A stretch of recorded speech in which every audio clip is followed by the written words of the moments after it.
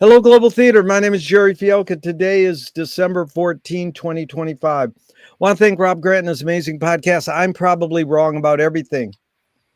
Want to welcome today's guest, Leon Rubenhold. Where are you calling from, Leon? I am in Santa Monica, California, actually Ocean Park. I'm just south of Pico, so that puts me right in Ocean Park. How cool is that? First question is, what is the best thing for a human being? The best thing for a human being, understanding, I would imagine. Wow, I never get that word. You want to suss out, what do you mean by that word? Well, people understanding what and who you are in relations, to communicating, and feeling and whatever comes under that, umbrella. Really good. What's your favorite form of information? How it comes into you? Uh, well, in the physical or metaphysical? And again, you put it in the context you want. You can answer both ways if you want. Well, I think information comes first. It comes through thought, and then it manifests into action, and then or someone. My least favorite is text. Yeah, But that's funny. Your least favorite is text, whether it's a book or no, I'm referring to cell phones. Is text electronic? Text messages. I mean, it's like people these days would prefer communicating through dreadful texts that are written poorly and so forth. Yeah. Well, this is good. I like that you divided it, but why do you think humans collect or gather information? Why they do what? Why do you think? Yeah, why do you think humans collect or gather information? Oh, to have some kind of guardrails. Good word.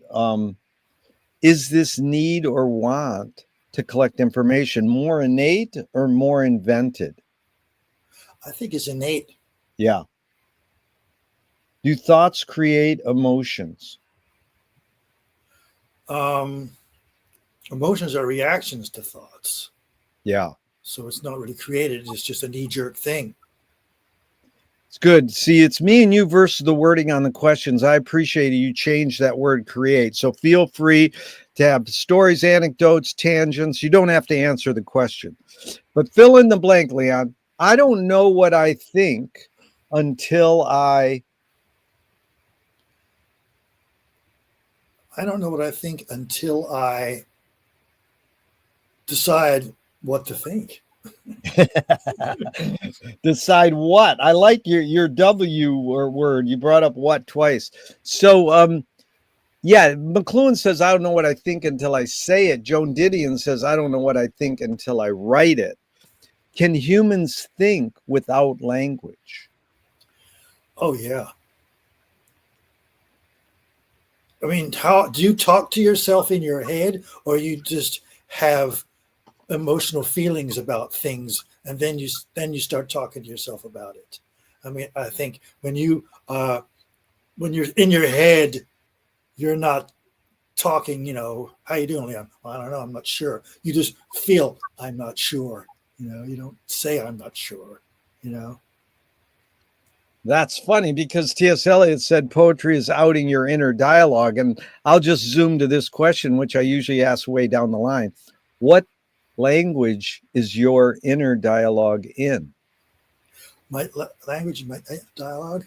Well, being English is my first language, it eventually winds up being English, but it's initially thought forms. Right. That's what I was. When people say English, I usually go, what form is your inner dialogue in? These are thought forms.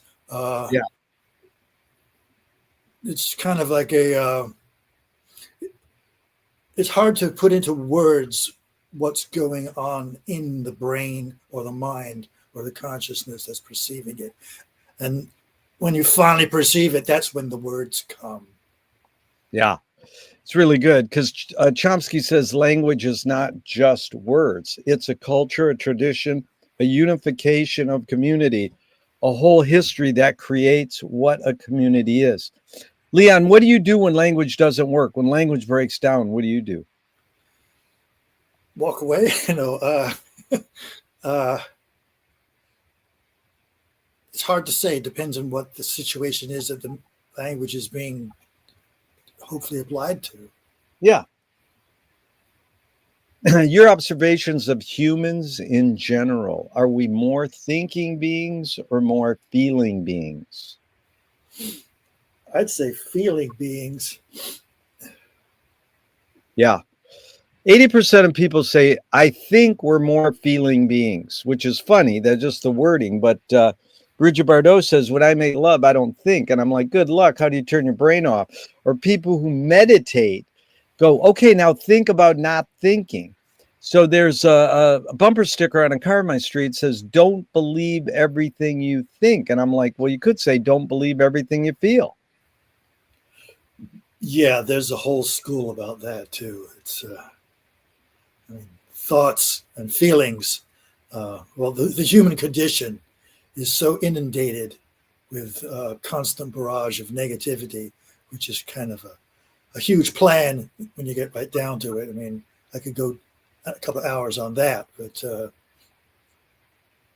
You mean a self-imposed plan by humans, or self-imposed or imposed by a higher up authority?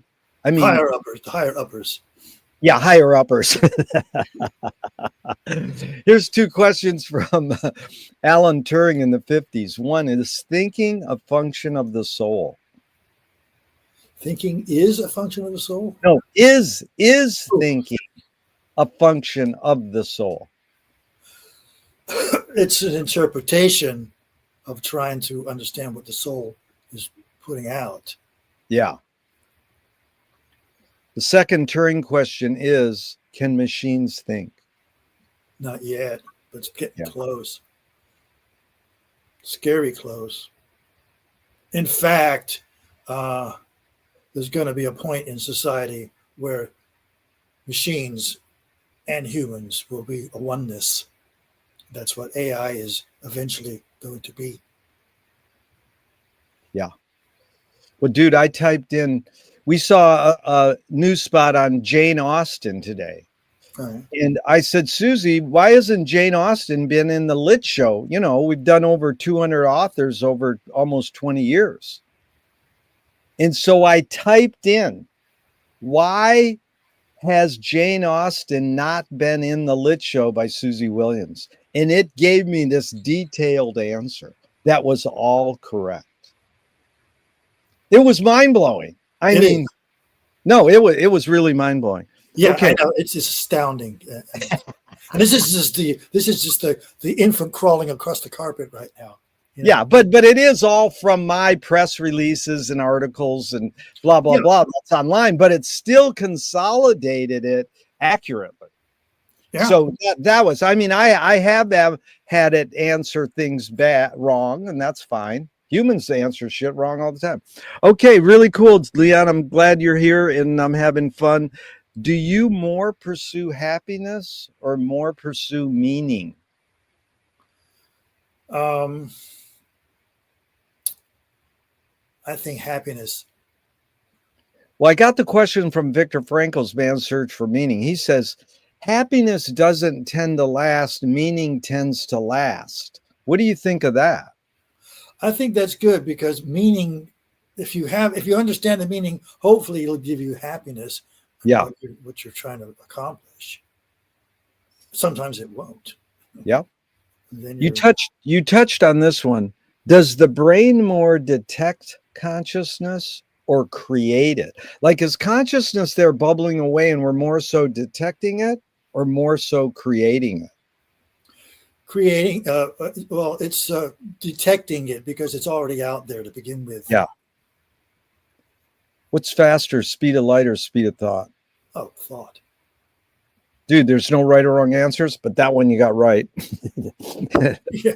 Well, you know, it's you think mental telepathy goes across the universe instantaneously. Well, you how do you think most people answer that? Speed of light or speed of thought? I don't know. I can only speak for me. Speed. They say speed of light. Man, usually it's rare. I appreciate that. Okay, so here's one right up your alley. Audre Lorde, the poet, said, "You can't dismantle the master's house using the master's tools."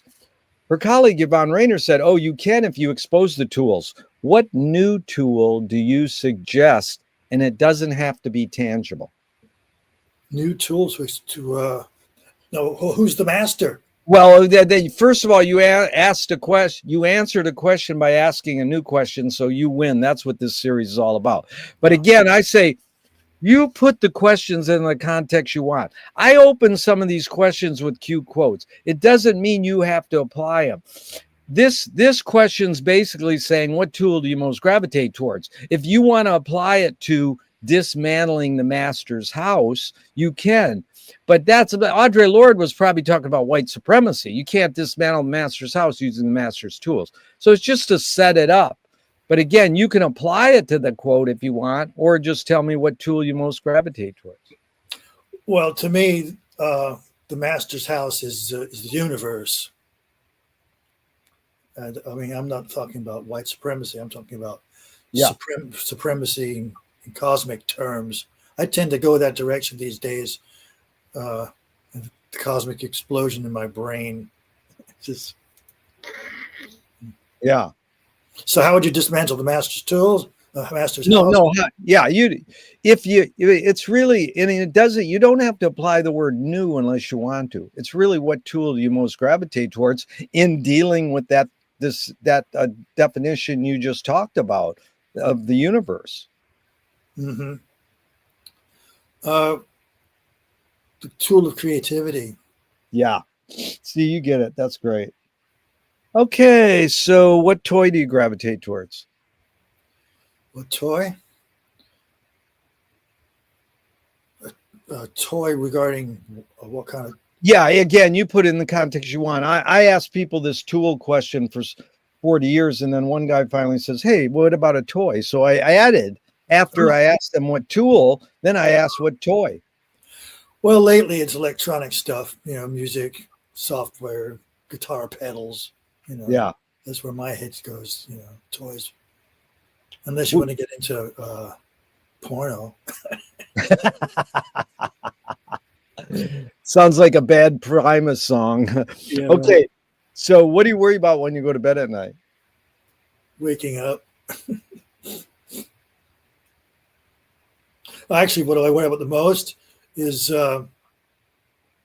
not being attacked by demons waiting on the astral plane to fuck with you.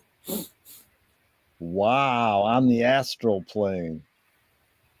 Okay, so McLuhan learned from a poet that artists are in the antenna of the race. Songwriters, poets, architects, they're broadcasting and detecting the hidden psychic effects of our inventions, so we might learn how to cope with what we don't like about our inventions.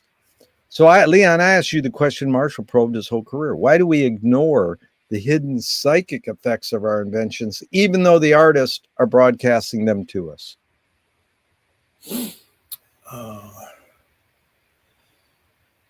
It's funny that you'd use the term antenna, because I've always thought about talent as being an antenna.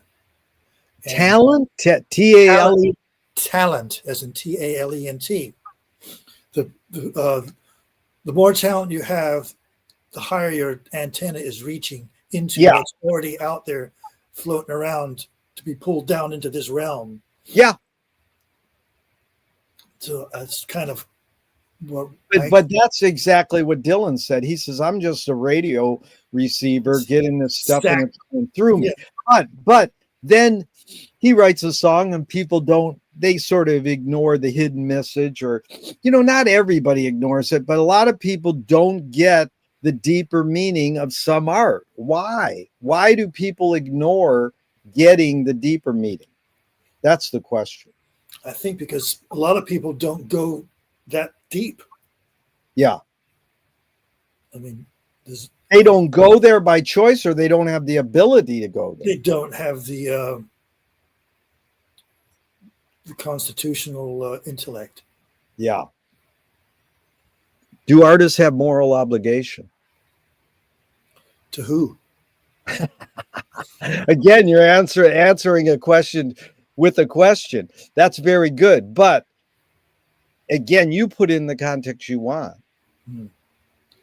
A moral obligation? I don't think there's any moral obligation. Yeah. It's just, here it is. You heard about it. Now here it is, Yeah. It's good. Are you more afraid of new ideas or more afraid of old ideas? Old ideas. Can you conjure up your earliest memory ever or one of them? Yeah. Do you want to hear it? Or Yeah, please.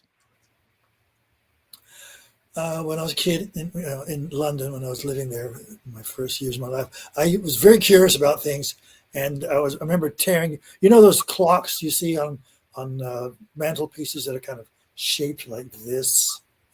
Yeah.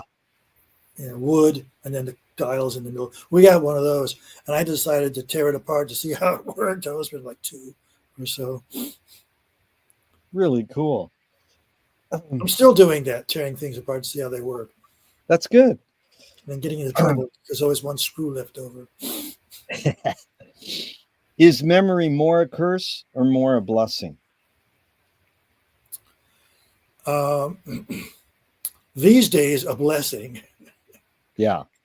Because the functionality of it has started to be questionable. Tell me someone within your immediate family who had an impact on you, and what specifically was that impact? Music. No, I mean someone within your family. Yeah, who my family. Both my brothers were into music. Oh, your brothers. Both your brothers turned you on to music? Influenced me, Yeah. They were older? Yeah, I'm the youngest of 3. Tell me someone outside your immediate family who had an impact on you, and what was that impact? When I was young, you're referring to? Yeah, it doesn't have to be young. Just someone outside your family who had an impact on you, and what was that impact? God, there's hundreds. Well, just one that stands out. Had an impact on me in regarding to music or life. You put in the context you want. It's hard to, because I've been alive a long time, and it's kind of hard to remember what was has. Well, what's one major life lesson you learned from somebody, and who was it? Okay, I'll just relate to music, because Bobby Womack telling me, if you're going to play a solo and you make a mistake, make sure you make it with authority. Make the mistake with authority. Do it with authority. That is good. How much older was he than you? How old were you when you were playing with him? Bobby was about 6 or 7 years older than me. And you were about how old when you were playing with him? My first gig with him, I was about early 20s. Cool. Did your parents raise you a particular religion? Jewish, but it wasn't. It wasn't hammered. Do you pray? I project, but I don't dogmatically pray. What's the difference between projecting and dogmatically praying? Well, you don't have to get on your knees.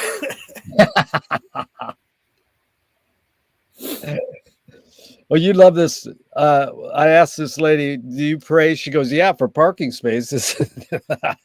I was just commenting about that to a friend of mine about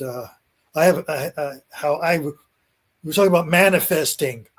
And I said, well, I've got to the point where I've realized that I can manifest parking spaces now. Oh, yeah. From when I first started driving, I would go manifest parking spaces. So I wound up getting the nickname of the PAR-King, the Par King. The pun was intended. That is cool. All right. If God does exist, what would you like God to say to you after you die?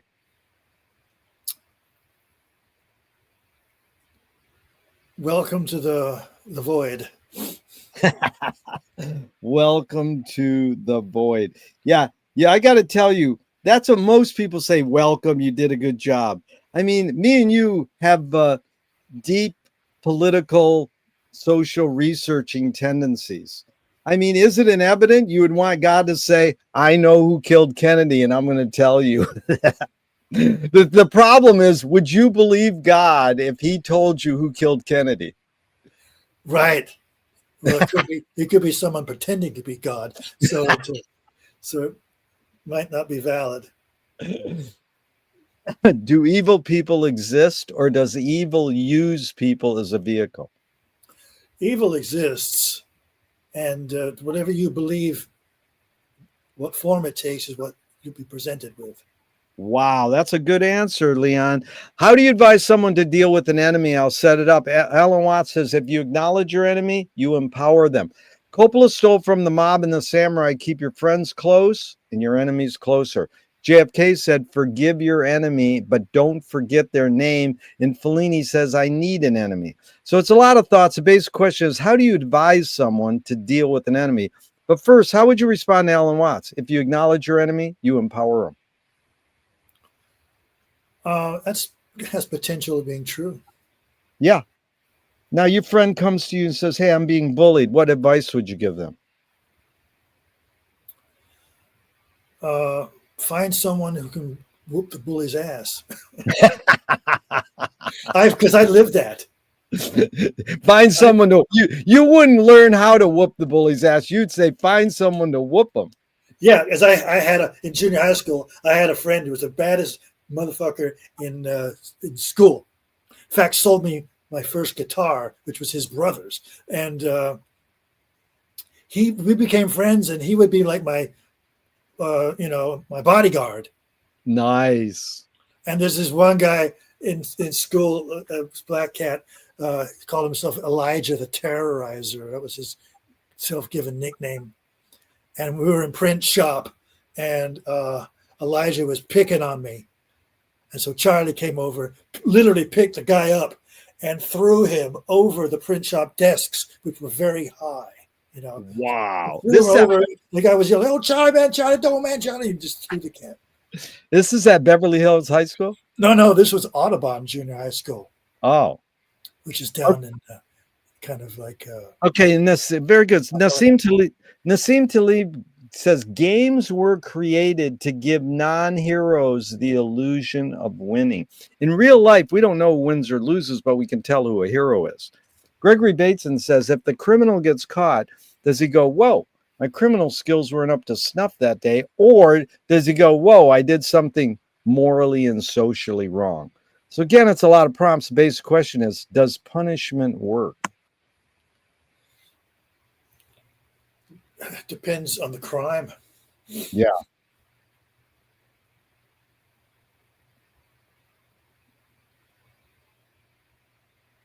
James Joyce was the first projectionist in Dublin 100 years ago. He basically checked out. He said, this is stupid. Why should I go inside a building and see a movie of a tree when I can go outside and see a real tree? Years later, Faulkner said, sometimes the best fiction is more true than journalism. Why do we have to recreate things in order to get them? Why do we have to go to a theatrical play of people acting out life? Why don't we just live life? Gives you a chance to reflect as opposed to being, bombarded with the emotion that you're absorbing.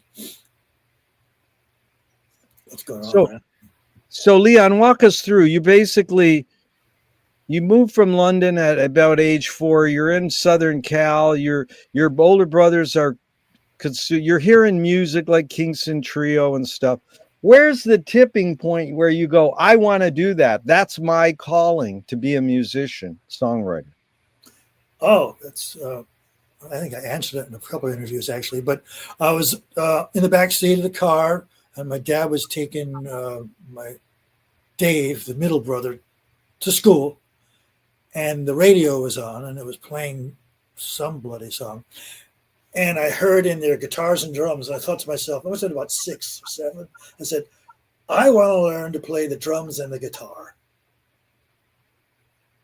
And so I did. But there was also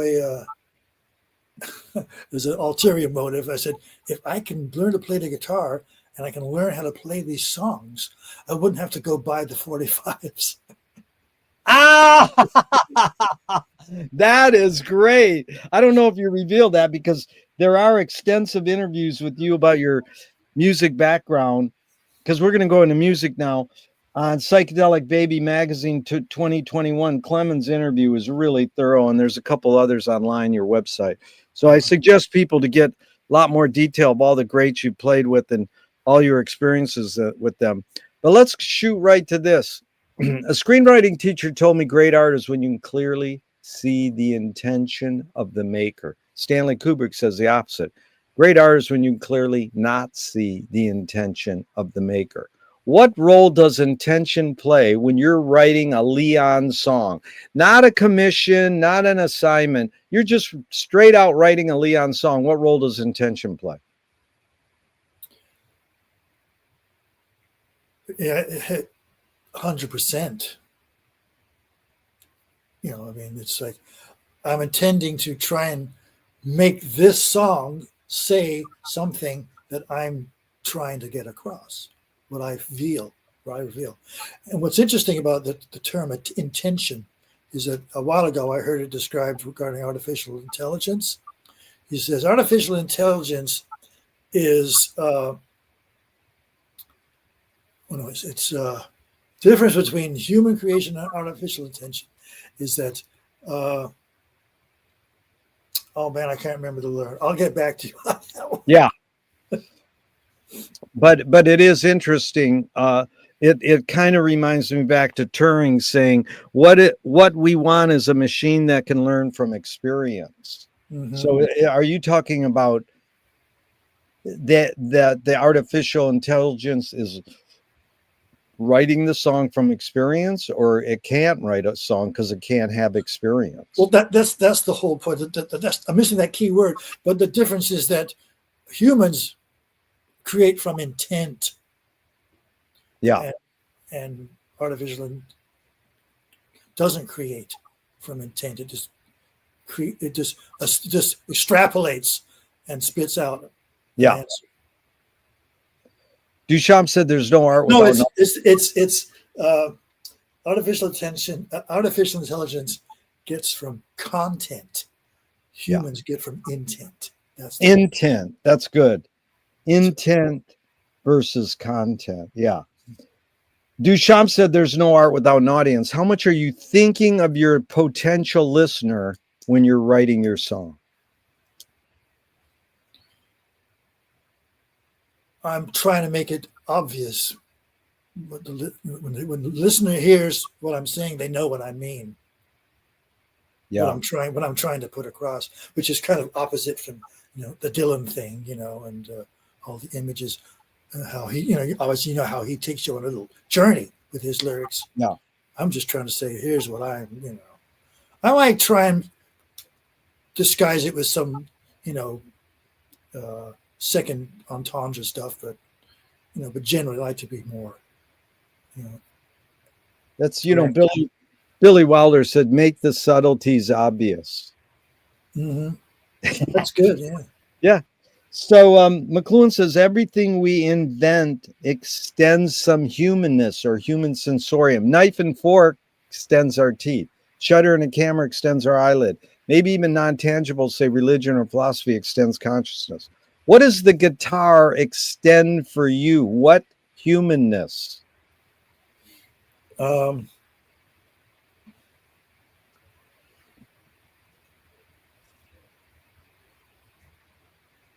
Just the internal music influence that comes through me.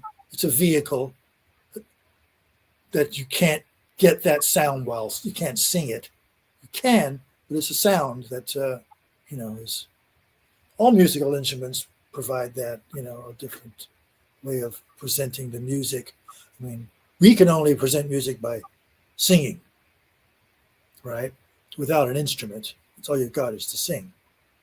But an instrument allows you to have different tonalities and different piano, all those singing all the notes at once, guitar, all the notes at once, it's kind of like what Frank said about saxophone. Well, saxophone players play so fast is because they can't play more than one note at a time, unless you've Russ Sandler and Kirk, of course. But Ray, do you remember where did Frank say this to you personally, or you read that?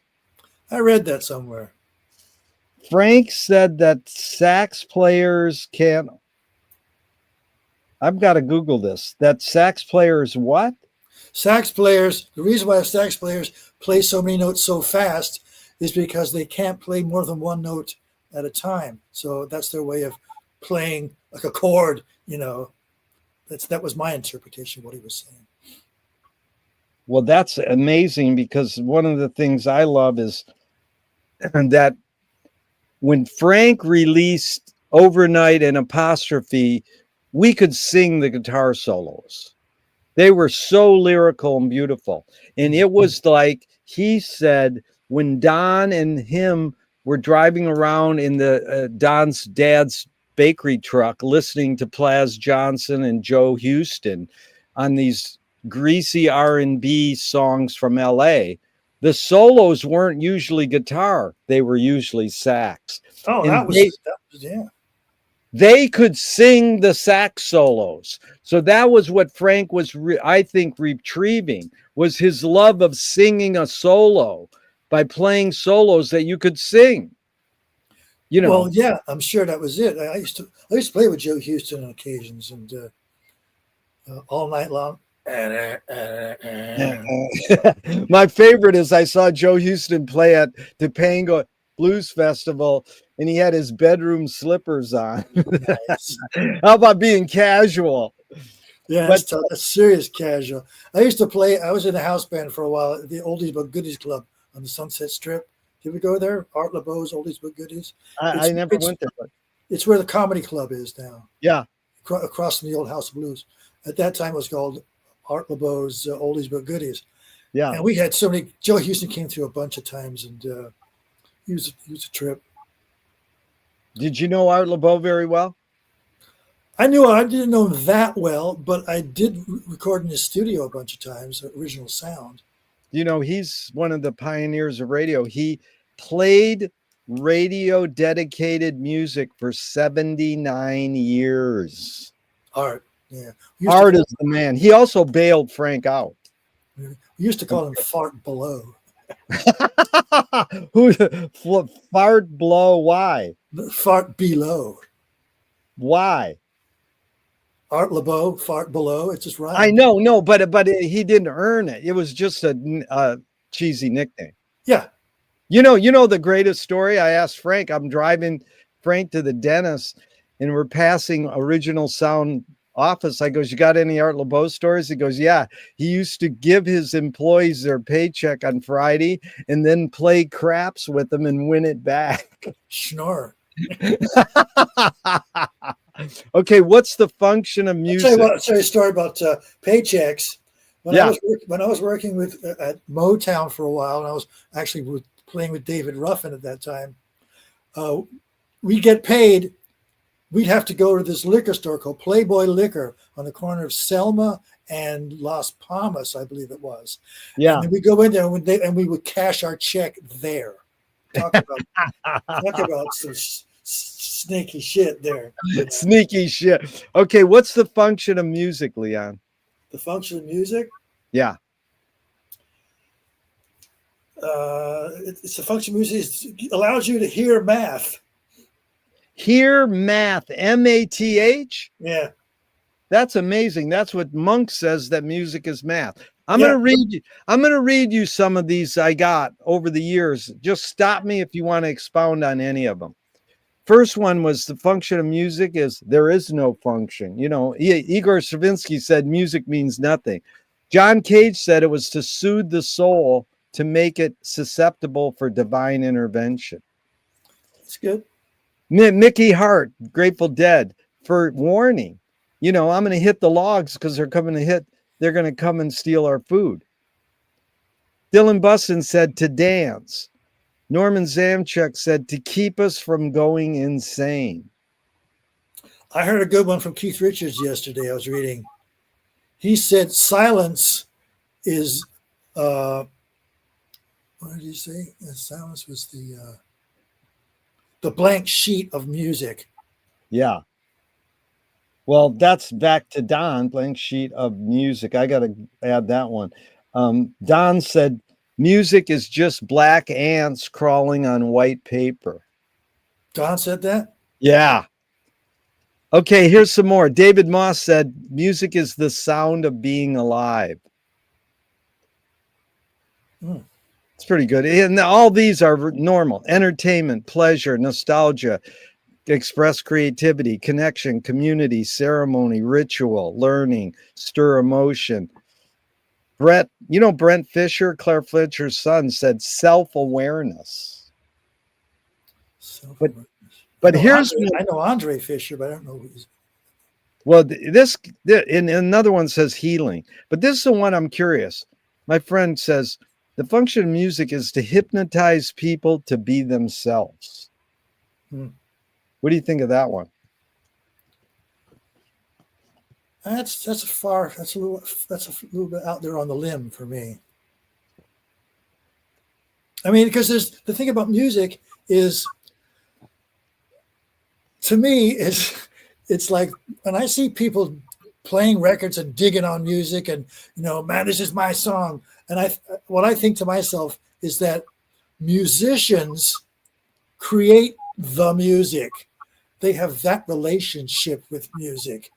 They're not listeners, they're creators of it. So and it's kind of like a club. And so that you belong to, and listeners are like people trying to get into the club. Yeah.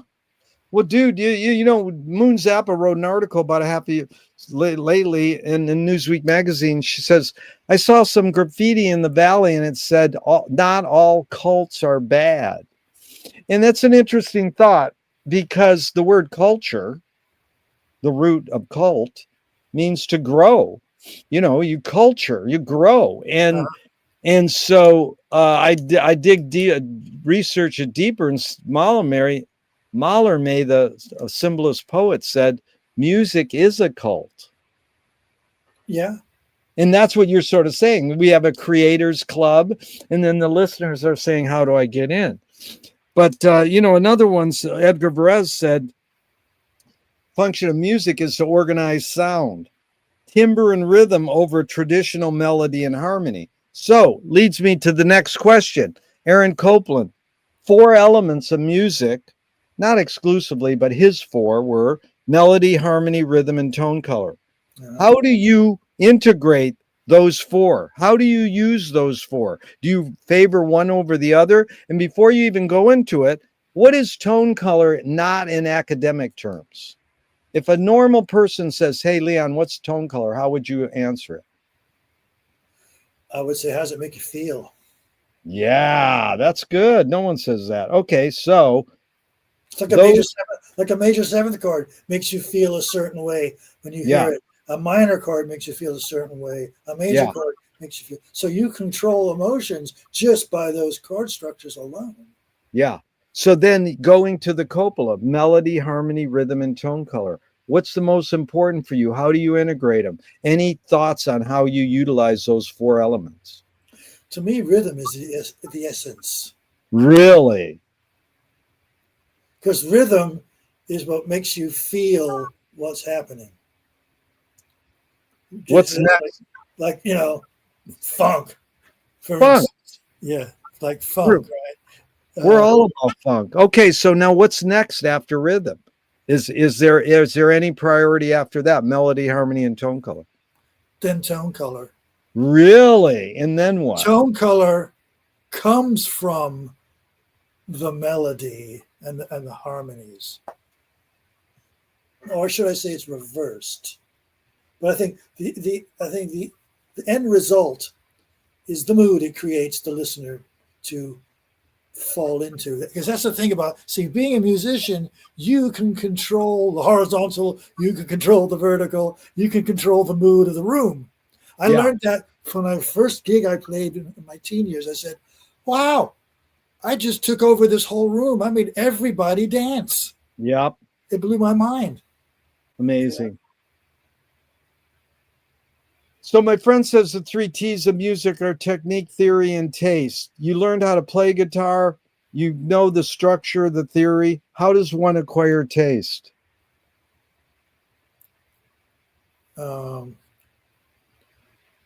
Taste is probably the most important element of the whole lot. It really is. But how do you acquire it? How do you acquire taste? It's a process of elimination. Wow. Don't you think? Well, I mean, most people say you acquire taste through exposure and by exposure and you know, your older brothers cause you to have taste, but no, not necessarily. They might have played shit for you and go, okay, I hear that, but now I like this, you know. I mean, why does one person like the Shags and the next person likes Barry Manilow? Because that's what moves them. You know, whatever moves you. Yeah. That's where taste comes from. Your taste comes from what moves you when you were learning to play the instrument, you know. Yeah. You know, like you know, like Chuck Berry's that right there. You know, that moved me and about a zillion other guitar players, right? Yeah. So, you know, that's what you hear, those elements, what that moved of people. That's the taste comes from what moves you, and your choice at the time to use something specific to make someone emote. That's taste. Emote. McLuhan said song is slowed down speech. The reason cultures have different musical taste is ultimately connected to language difference. Any comment? Who said that again? McLuhan. You want me to read it again? Marshall McLuhan yeah. said that. McLuhan said. Did he die before rap came out? He died in 80. So that's when rap started. Well, I mean, because right there, that's like a whole nother world of musical lyric.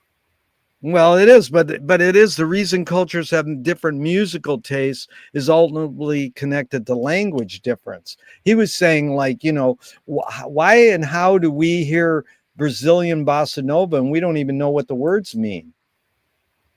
But it moves, you know, it's romantic, you know. Well, so that's language difference. Well, that's language. My friend Deke Richards, songwriter, was involved with writing "I Want You Back" and all those hits. He told me when you write a song melody, you have to write it so somebody in a different country, like who's painting a house, can whistle the melody along and still know what the melody is, not even know what the words are. That's right. Who? What's your friend's name? Deke Richards. He was part of the corporation that produced Deke, D-E-K-E. Oh, D-E-K-E. Deke Richards was part of the corporation with Franz Monzel and Freddie Perrin. Those three guys created all of Jackson's early hits. Oh, I see. You mean created or wrote the lyrics? Wrote, produced, and the whole Michigas. Wow.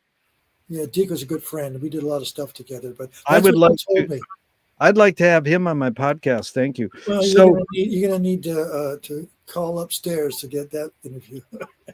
He passed away years ago. Oh, he passed away. Okay, thank you. Call upstairs. Yeah. So let's talk about this word that you brought up. And I thought you said Keith Richards, Deke Richards. Well, silence. So Miles talks about the space between notes. Monk says silence is the loudest sound in the universe. How do you know when to incorporate silence and not play?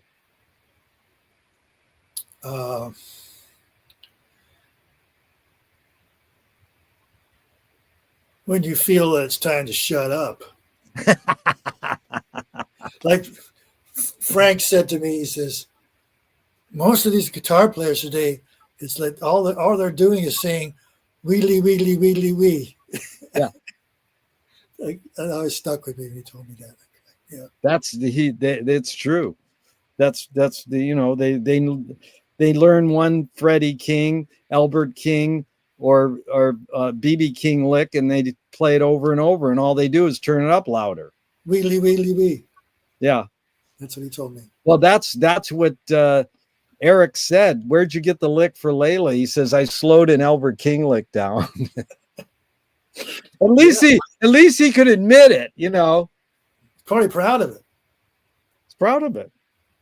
Okay, so a couple quotes on silence. Dylan, experience teaches that silence terrifies the most.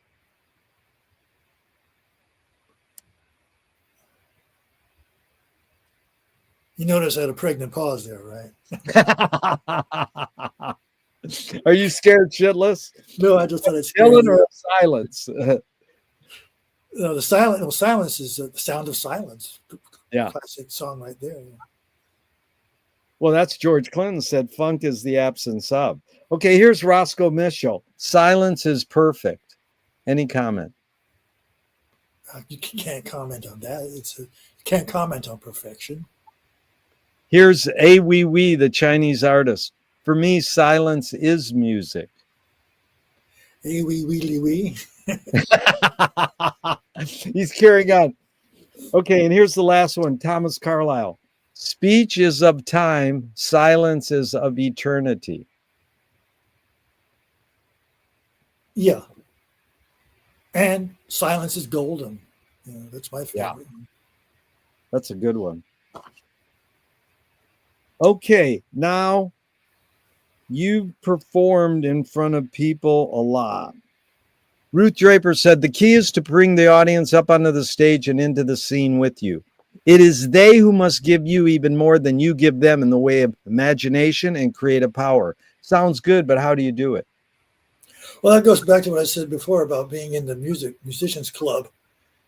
Bring in the people that want to be in the club by having them react to what you're doing. It feeds because, musicians want the response. That's why they play. Yeah. I mean, like you're at rehearsal playing and everyone's just like grooving, if it's going right, of course. But then when you get out in front of the people, that's the acid test, right? Leonard Cohen. Yeah, Leonard Cohen said the only way you can sell a concert is if you put yourself at risk. And if you don't do that, people know. What role does risk play in your creative process? It's the acid test. What's that mean, the acid test?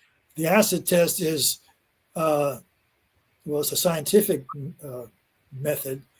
But the acid test was, can this thing you're putting together survive having acid thrown on it? It's the acid Survival. test. Yeah, exactly. Viola Spolin said, if the audience cannot see your struggle to achieve something, they cannot root for you to achieve it. What role does struggle play in your creative process? The blues. It's what? The blues.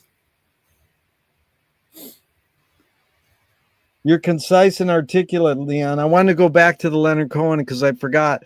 I asked Napoleon Murphy Brock, who sang a lot of great songs with Zappa, what role does risk play in your creative process? He was the only one who said, everybody goes, oh, it plays a big part. He was the only one who says, I leave risk in the dressing room.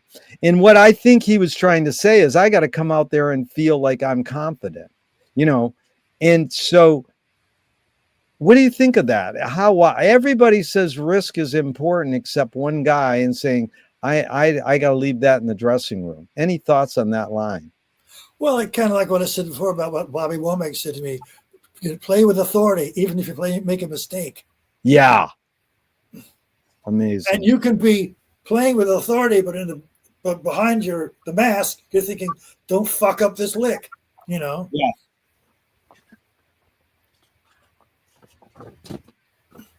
He did that to me once. Say it again. he did that to me once. A quick story about playing with Womack. In the set, there's a song because he just called "If You Think You're Lonely Now." I don't know if you're familiar with it, but it starts out with a lick that goes a certain way, and I was getting ready to play the lick, and I knew it was coming, and I was ready to do it, and it was a segue between the two songs, and he said to me, "Watch it. I mean, don't fuck it up," and threw my timing off by a nanosecond. But I was ready to go, and he went, "Watch it." Wow. I said, "Motherfucker." But did what? Did it make you grow up as a better musician? No, it pissed me off because I was ready to go. I didn't need to tell me to watch it. But he would like to fuck with people like that, musicians. Yeah. So that was like a big fucking gig at the what's that place in Chicago where the Bulls play, the Capitol Center, I think it's called, or something like that. No, that was Washington. In Chicago. Yeah. The big arena. It was a New Year's Eve gig. Pissed me off. Okay, Leon, why is 4/4 time the most commonly used time signature in Western music? It's easy. Easy. Okay, I'm going to read you a couple of these comments, your thoughts. Besides being intuitive and easy, it might be because it's in sync with our heartbeat rhythm. What rhythm is our heartbeat in, you think? Time signature.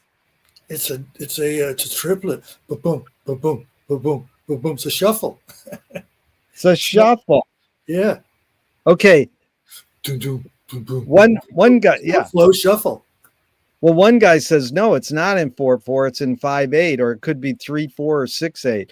But it's actually, they say, some people say 4/4 is in sync with our walking or marching. But this is Don Van Vliet. He varied from what was called the mama heartbeat. He said that the same old 4/4 rhythm is related to fascism. It's so fixative, so hypnotic, so synthesized, it's dangerous to the heart. Faster than the heart. Disco is dangerous. He wanted non-hypnotic music to break up the catatonic state. Any thoughts on Don on 4/4 time? Yeah, just try and play Human Get Me Blues. Yeah. That intro. Well, I labored over that fucking song, I'll tell you. In fact, John French, who you played with, expanded on the drunken sailor stagger in percussion. It was sort of like how Buster Keaton turns a stumble into a dance. So it was Frank, he said, it is unnatural to play in 4/4 because we don't speak in 4/4. Well, this is true. But, speaking in 4/4 would be like a robot. I do not talk like this. It's you talk in polyrhythms, Yeah. Polyrhythms, probably how we talk. Exactly. Yeah, 4/4 is,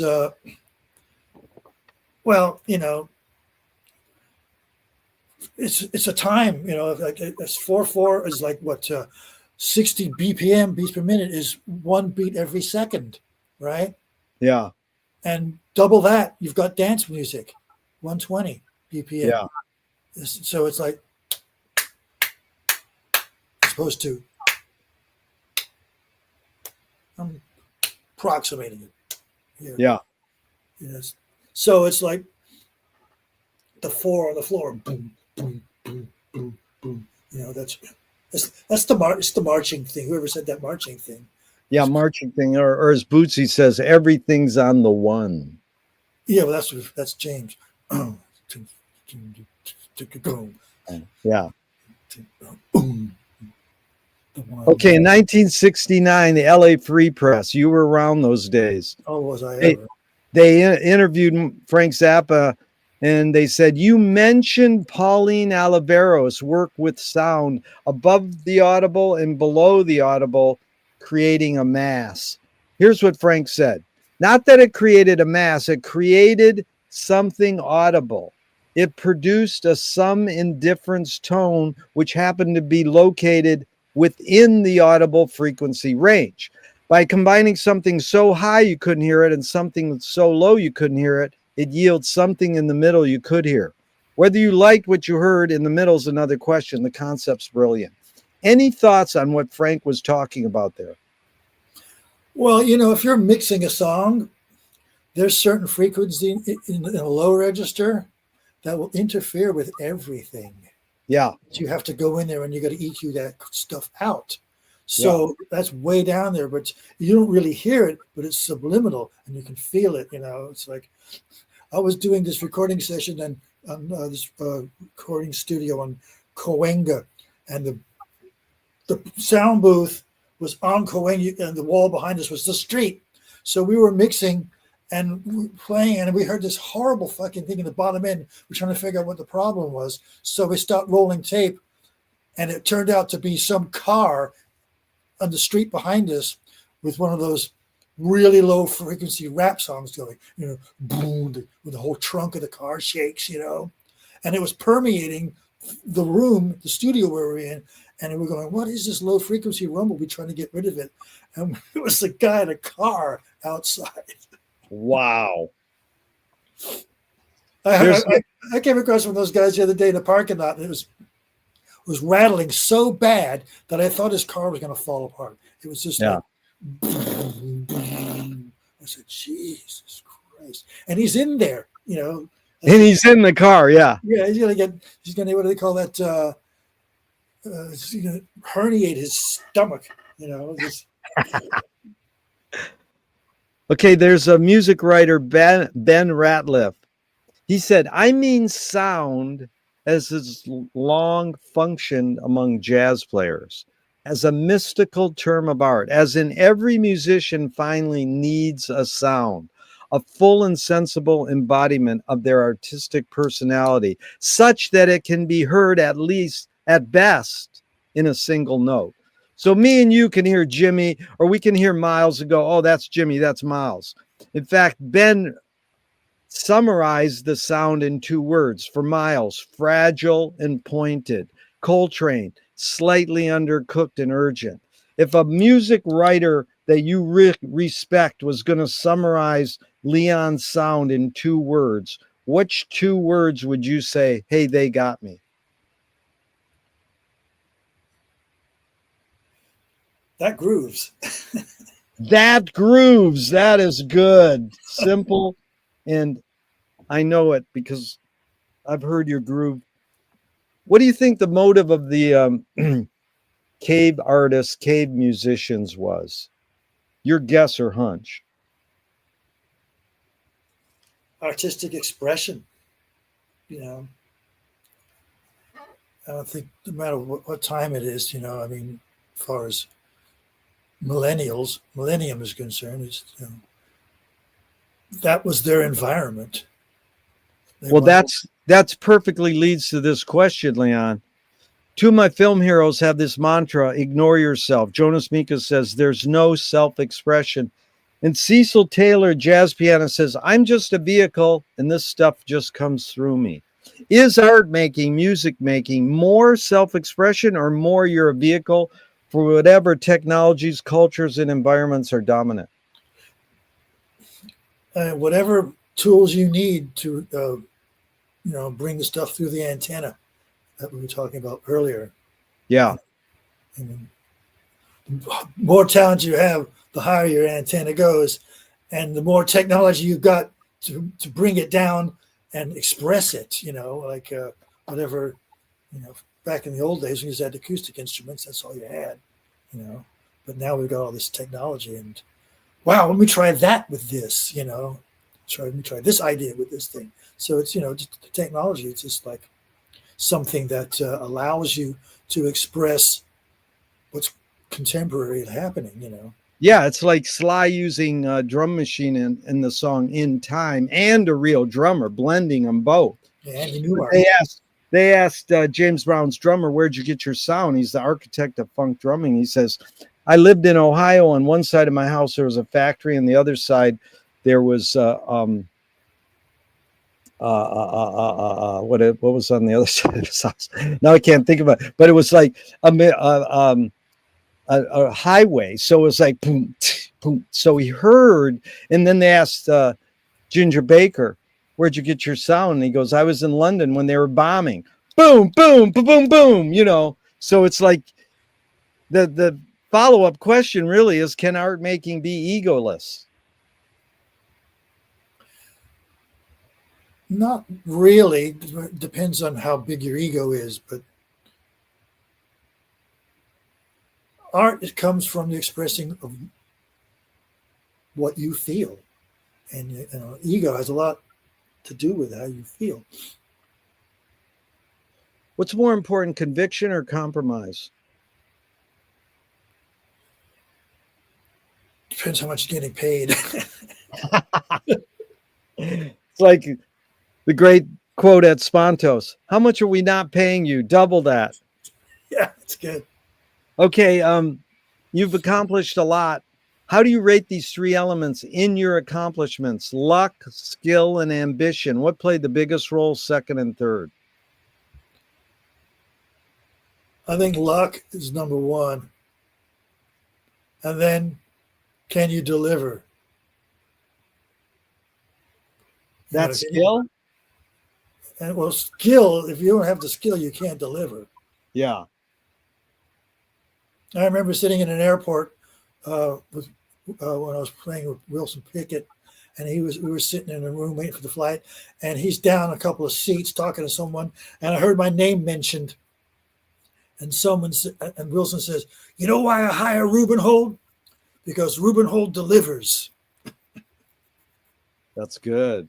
And I said, "Oh, that's a feather in my cap, I guess." That should be in your press kit, dude. Yeah, it should be on my business card. But you didn't bring up ambition, and the question I used to ask Leon was: is ambition based more on fear or joy? In your observations of humans in general, not you, is ambition based more on fear or more on joy? Ambition in reference to wanting to do something. Yeah, you put in the context you want. I would say if you're ambitious, you can't really do something that you're fearful of. It's like two opposites, Yeah, because that's funny, because I changed the wording because Friedkin, director of Exorcist, says in Hollywood, skill and luck have nothing to do with it. It's all ambition. Well, you've got the ambition, and the luck will put you in the place where you can prove your skill. Yeah. But you have to have the ambition. It's like you got to go hang out. I'm ambitious. I'm going to hang out in all the clubs till I find someone. And if I get lucky, someone will say, "Hey, come do this thing." And if you can deliver, then there you are. Yeah, the golfer says the more you practice, the luckier you get. That's good. Is perception reality? No. I wanted to go to that question. You brought up the word "what" earlier, and I don't ask this very often, but it sort of fits in here.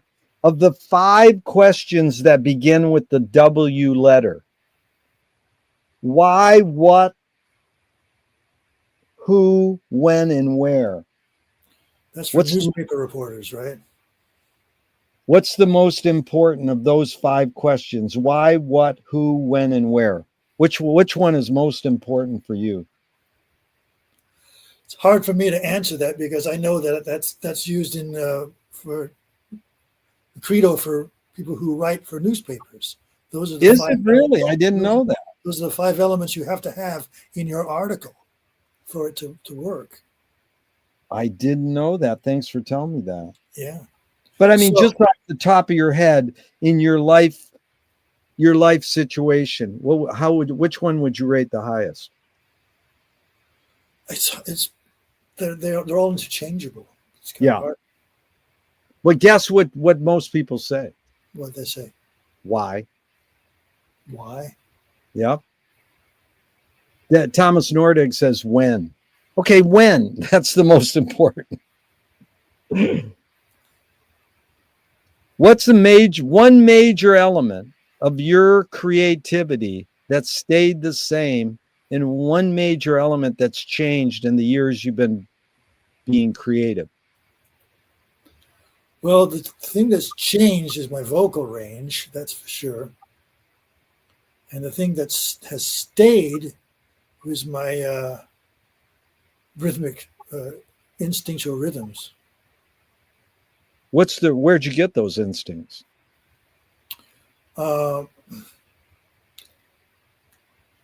That's a spiritual question. Wow. That's like this harmonica student I had years ago. He says, "Leon, can you teach me how to get ideas?" What'd you tell him? I said, "That's not my job description." Moshe Feldenkrais works with healing and movement. He says it's literally possible to identify a weakness and incorporate it to become a strength, rather than we're normally taught to overcome a weakness. Tell me a weakness you turned into a strength.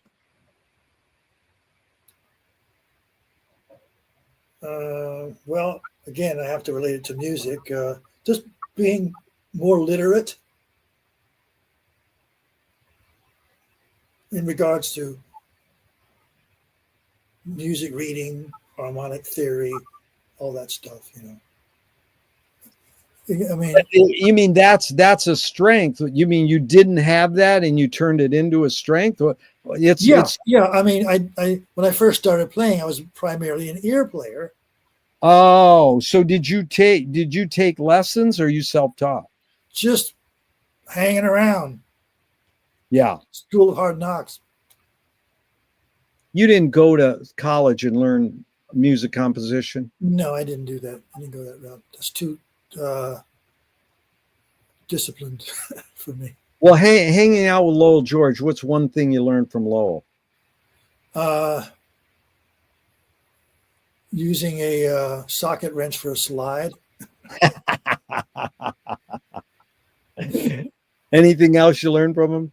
Yeah, he would do this. He'd go, yes, no. What does that mean? He was undecided, dude? Yeah, you'd say, well, what do you think? He goes, that was his way of answering yes or no. He go, no, yes. That's good. I miss Lowell. I think about him a lot still. Yeah. Last time I saw Lowell was in the Musicians Union parking lot, and he was sitting in his VW van wearing his white overalls, and Elliot Ingber and I were standing there talking with him while he was leaning out his window. Amazing. That's my last remembrances of Lowell. What an amazing songwriter. And it was so cool that Frank sort of said to him, "You're too good. Get out of my band and go write your own shit." Yeah, I remember I was in a band with Elliot's brother Ira Ingber, and we had a record deal, and Lowell was producing us. And I remember Lowell coming to our rehearsal spot and sitting there with his acoustic guitar playing Willing, Yeah. At that time it was called Weed, Whites, and Wine. Right? Yeah. And he was trying to get us to record it, but we passed on it because we already had about 12, 13 songs ready to go. Oh my God. You mean you could have done Willing before he put it on Little Feat? Well, that was the intent. Yeah. Amazing. Yeah. What amazing guy. It's a great song, Lowell, but we've already got about 15 already waiting to go. No, one of my favorite Lowell's, no, it's Ray Collins said, "I slept in Linda Ronstadt's bed, but she wasn't in it." I remember Ray. I remember Ray in his last days when he was living in his van, parked in Hollywood a lot. Yeah. Well, he lived in his van. I turned him on to Kate Bush. He freaked out. Yeah, he lived in his van for 40 years, man.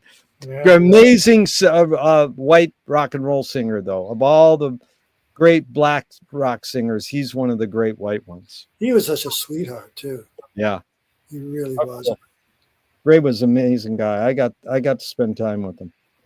And so I would see him every morning when I used to have this day job, like on Sycamore and Sunset, and he would park on Sycamore, and I would park on Sycamore, and I walk by, and he'd be in the van, and we bullshit for about 10 minutes before I go into work, and I would yeah, see him every day, sitting there, and one day I said, Ray, you got to listen to this chick, Kate Bush. yeah, Gave him a cassette, and nice. Good guy. he was cool. Okay.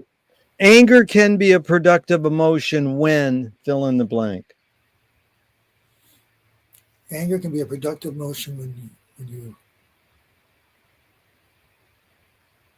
when you're trying to drive a nail into something that is being resistant. I can't think of anything that anger really makes productive. That's good. Because I used to say, can anger be a productive emotion? And I was taught by Susie's dad, in fact, change it because they can just say yes or no. So you kind of reverted. No, it can't be. Well, what's the most significant difference between men and women, physical aside?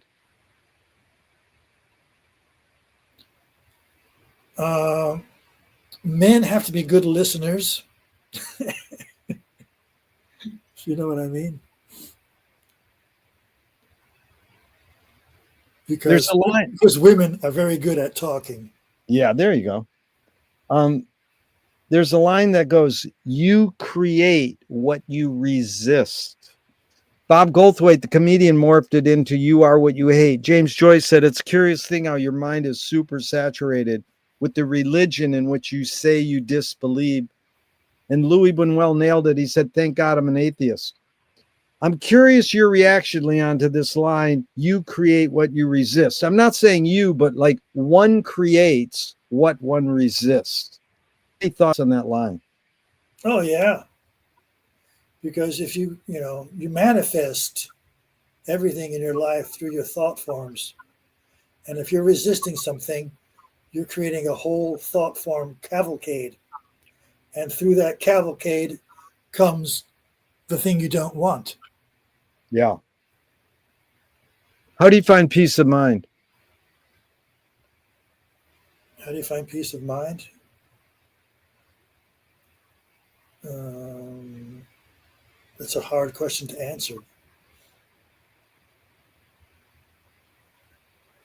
By not thinking about it, I guess. There you go. That's like guy goes to his guru and he says, "What's the best question I can ask you?" And the guru says, "The one you just asked me." Okay, these are 5 quick Alan Watts questions off the top of your head. I was just watching an Alan Watts video yesterday, actually. Dude, I still love. Okay, off the top of your head, in just a couple words. 1, who started it all? Who started it all? Yeah. Yaldaworth. Say that word again. Yaldaworth. I'm not hearing what that word is. That's a name of an entity. Oh, how do you spell it? Ooh, that's a tough one. It starts with a Y. Yaldaworth, I think it's pronounced. Okay, Yaldaworth. Okay, it sounds something like Theosophy or Edgar Cayce-ish. It's beyond that. Yeah. It comes from the Gnostic teachings. Okay, Gnostic teachings. Thank you. Okay, the second one is, are we going to make it? No. 3, where do we put it? Where you want it. 4, who's cleaning it up? Whoever spilt it. 5, is it serious? Yeah. Okay, we got about 15 more minutes. It's really been fun, Leon. We'll wrap it up with a few more here. Again, thank you for your time and energy. Can you forget to die? Can you forget to die? Yeah. No. Utah Phillips says anarchy is making rules for yourself and not other people. Who's entitled to make the rules?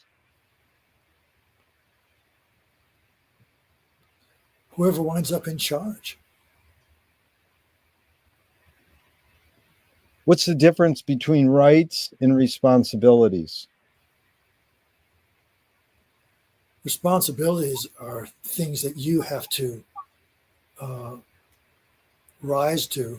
Rights are things that are given to you. What's the difference between rebellion and revolution?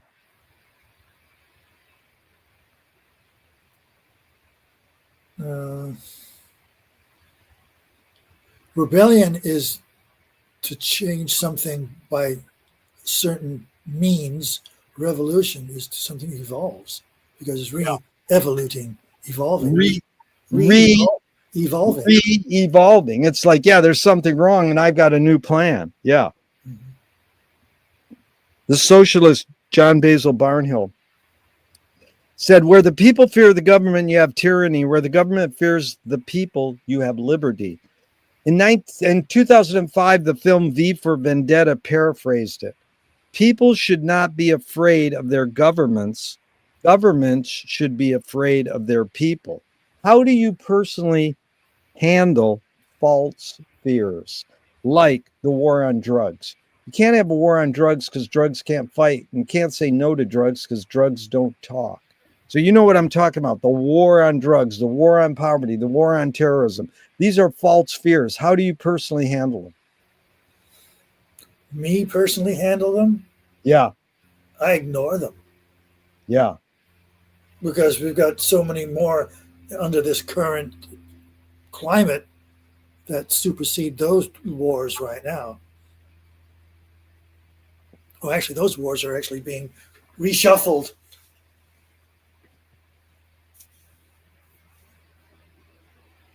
Louis Benuel says, I'm for anyone who seeks the truth, but I part ways when they claim they found it.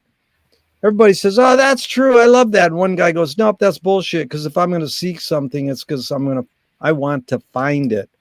So I morphed it into the question, if the journey's more important than the destination, why do we have to seek or name a destination?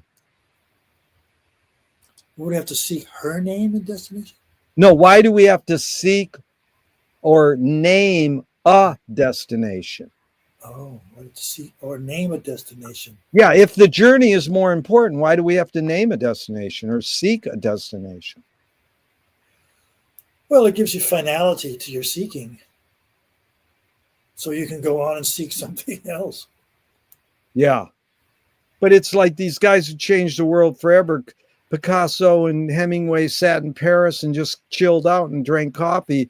And even James Joyce said, hey, you can find epiphanies in everydayness. They were like called flaneurs. You just psychogeography, you just wander aimlessly and you might have an epiphany. Well, it's true. I mean, it's like you can't see the forest for the trees, really. You're just doing what you're doing. And lo and behold, you've done something that you hadn't even conceived of happening. You know, like the Beatles didn't expect to do what they did. They just were doing their thing, right? Yeah. Eartha Kitt said, truth is a theory that is constantly being disproved. Only lies, it seems, go on forever. It's a Marcel Proust question. On what occasion do you lie? What occasion do you lie? When the truth doesn't work. If you were walking down the street today and you met yourself as a 12-year-old, what would you say to your 12-year-old self? I'd say, check out Jimmy Reed.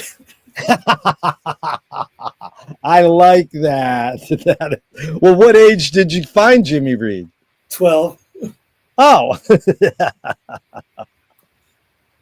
In the smart ass Leon would snap back at him. Dude, I already know about him. Yeah, been there. Hey, old man, I've been there.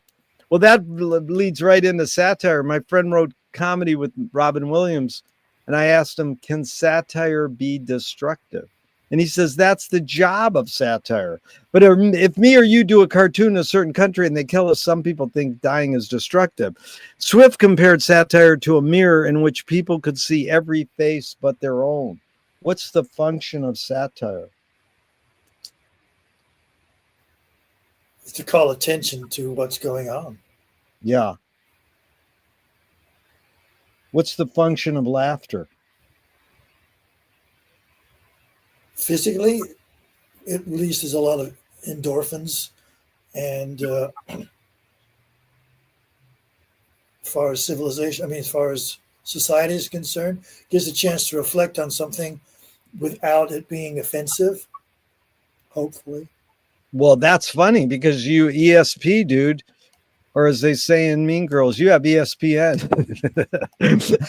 you know, Steve Allen said, behind every joke, there's a grievance.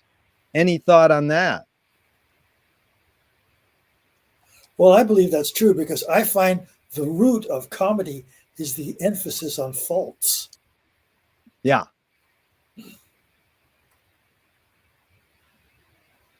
That's funny because another Steve,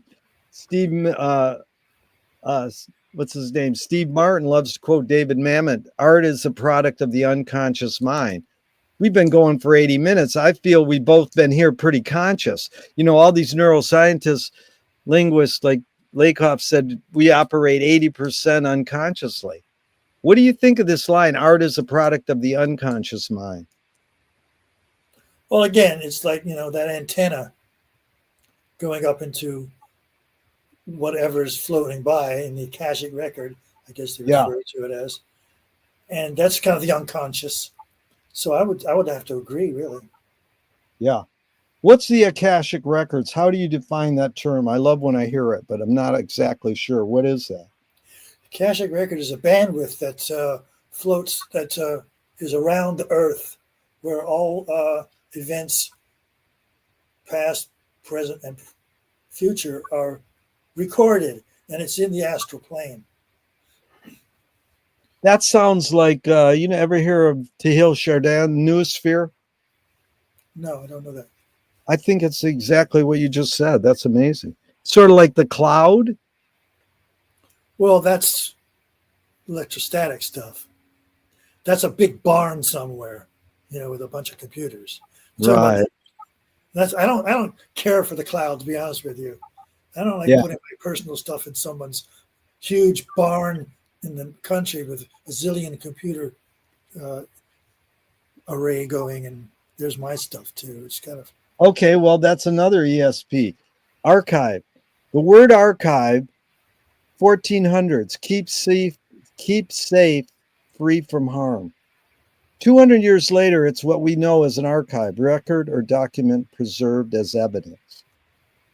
Charles Baudelaire said, if you try to make a statement long, deep, and rich, it will age very fast. If you try and only own the day you're talking, it will last forever.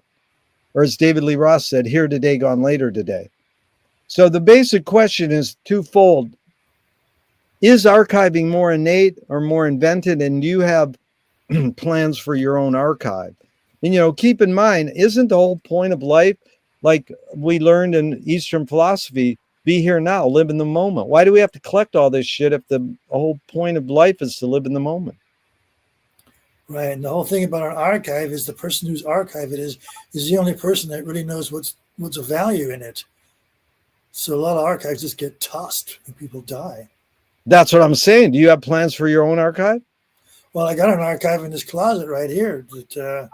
But you don't have it going to any college or university or music? No, I haven't even thought that far or thought anything was of that worth for that level. Well, do you have loved ones who are supposed to take care of your closet?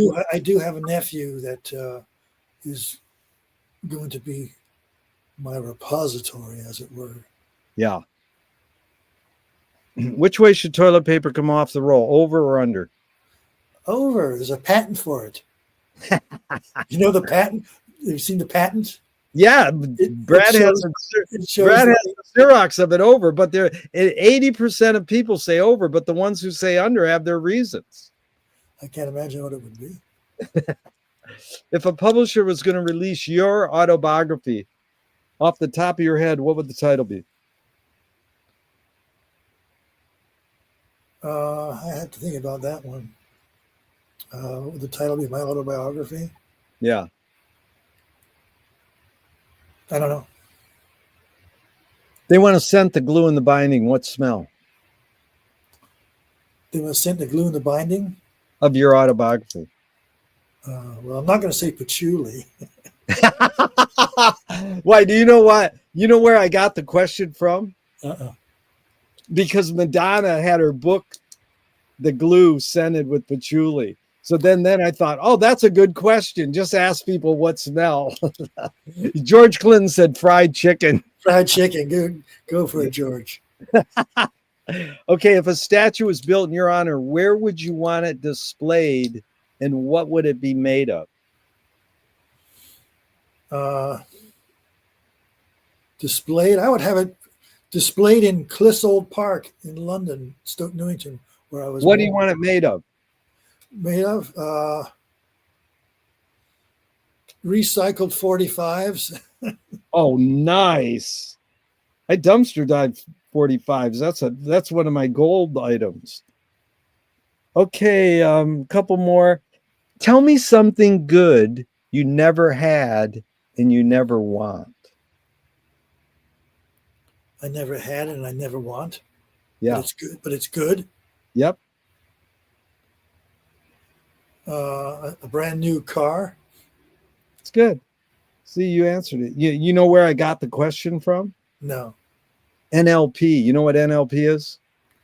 No. Neuro linguistic programming. Okay. Okay. Anyways, if you were in a vat of vomit up to your neck and someone threw a bag of shit at your face, what would you do? I said, oh, thanks for the relief. What's a question that remains unresolved for you? Oh, boy. About this life or beyond?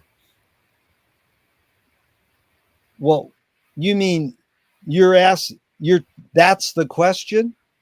Well, I mean, what criteria? Well, you mean you're saying, do you believe in life after death? That's the first question. Oh, absolutely. Oh, okay. So now, what's a question that remains unresolved for you now and after your life? If that's what you're asking me to ask you. Oh, well, the question is, do I have my argument in place so I can get out of this wheel of reincarnation? Oh, you mean you want to get out of reincarnation? Oh, yeah. Do you know Paul Krasner's line? I only believe in reincarnation in one of my past lives. That's good. That's how has playing music shaped your behavior? Well, it's kind of made me a little more humble to some degree. It's good. Billy Wilder said, art is confession, art is the secret told, but art is not only the desire to tell one's secret, it's the desire to tell it and hide it at the same time. You've laid your cards on the table for 90 minutes. I'm not insinuating you haven't already answered this. What's it really all about for you, Leon? What's it really all about for me? Yeah. At this point, it's just to get out of here alive.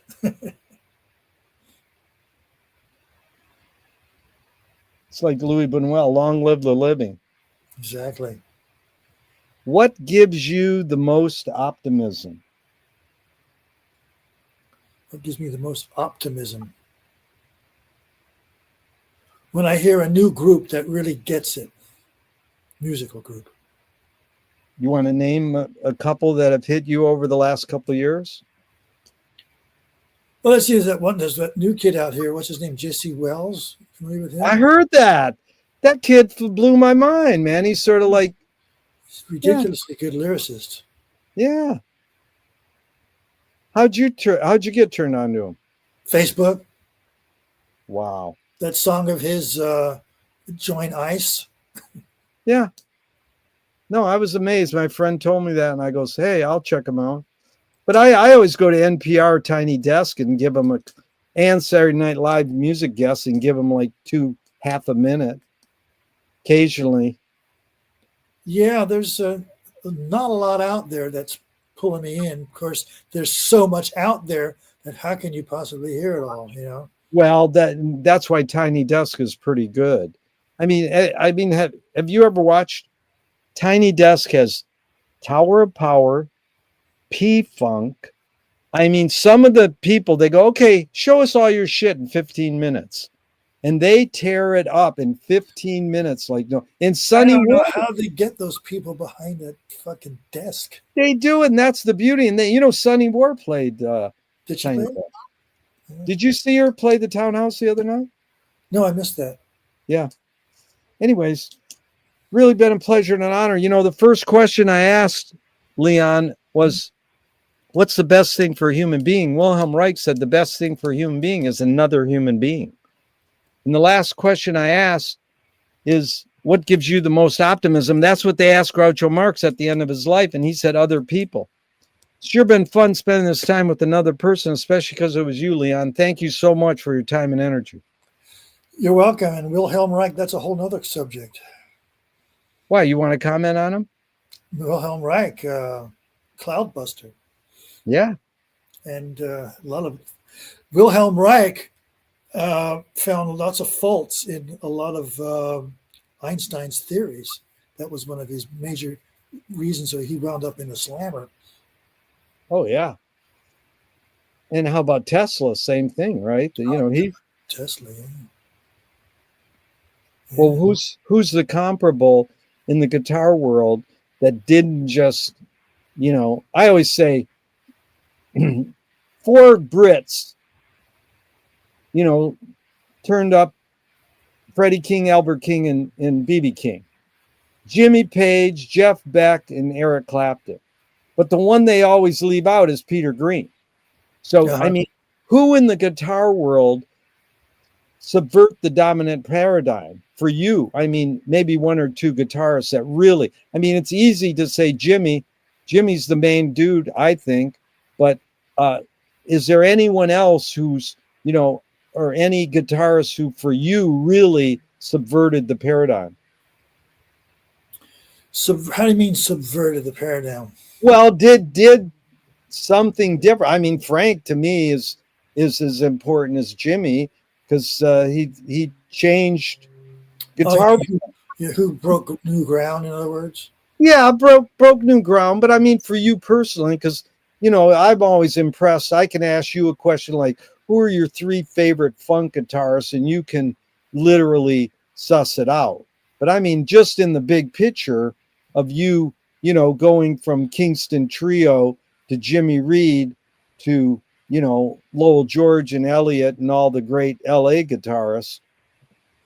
In the big picture for you, guitar wise, who are your 3 main dudes?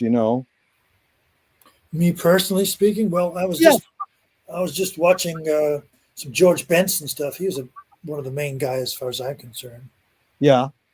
And of course, there's Cropper. Cropper just died. Did you hang out with Steve? Oh yeah. How much? Quite a few projects, actually. He used to have a studio on Santa Monica Boulevard called Clover Recorders, and I spent a lot of time working in there with him on some projects and some people he was producing. And yeah, Steve was a cool guy. It was such a trip to be working with him because I idolized him when I was younger, learning those soul songs, especially and Cropper, and working with Pickett, who played on all of Pickett's stuff. That's it, man. He did. So that there, and Steve, and then George Benson, and then Scotty Moore, and the list is extremely long. It's kind of hard to narrow it down to 3. But George Benson came out of Charlie Christian. You ever studied Charlie Christian? I was just watching him the other night. Yeah. Some videos, yeah. It's Charlie Christian was the kind of guy that. Well, then there's Les Paul. Les Paul's really important. Yeah. I mean, there's a list of Yeah. guitar players. Super cool, Leon. Thanks for your help. I really appreciate your time and energy. And I'll Yeah, see. we finally persevered and found a proper date. Worked out good. I appreciate it. I'm going to hit the end broadcast button now, but I hope this never ends and we can keep talking and having funk discussion and music forever and ever. Oh, I know there's one more guitar player. Who was it? A funk guitar player. Oh, damn it. I'll call you. I'll tell you about it. You mean who'd he play for? I can't remember, but it came in and went out of my brain. Well, what I love is when my friend on the boardwalk, I think you know him, Woody, he said, what song was Tower of Power's favorite funk song that they didn't play? They just loved it. And he said, Funky Broadway by Dyke and the Blazers. Right. And I was like, what? How could I not know that song? And I went home and Googled it and I listened to it. And now there's that was like 5 years ago. Now there's these thumbnails. The funk song that was funk before James Brown was funk. Right. There was, they recorded it at Original Sound. And I was in the basement of Original Sound, and Art had all the records there of Dyke and the Blazers, because I was doing some sessions with someone there at one time. And I went down there to the collection, and there was Dyke's. I got all of his albums from Original Sound library. Gadsden played on most of those songs. I know Gadsden. He didn't play on Funky Broadway though. Oh, he did not. Oh, wow. Yeah, but everything else was him. Yeah. All right, Leon, I'll see you in the gutter where the funk happens. Hasta lumbago.